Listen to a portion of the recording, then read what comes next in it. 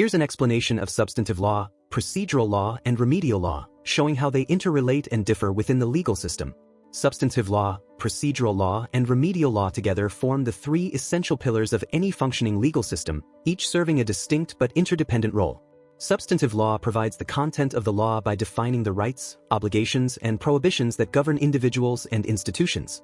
It tells us what behaviors are legally acceptable or punishable, what duties exist between parties, and what legal protections people are entitled to. For example, it determines that stealing is a crime, that contracts must be honored, and that property ownership confers certain rights. However, having rules alone is insufficient. Those rules must be enforced fairly and consistently. This is where procedural law comes in.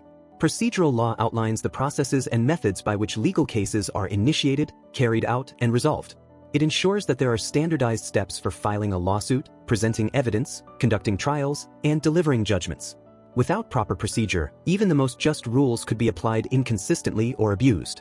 Finally, remedial law provides the means through which violations of substantive rights are corrected and justice is delivered.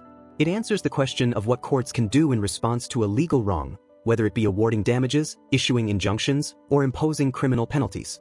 In this way, substantive law defines the what, procedural law provides the how, and remedial law delivers the result. Together, they form an integrated system where rules are not only declared but also implemented and enforced, ensuring that law functions both as a guide for behavior and as a tool for justice.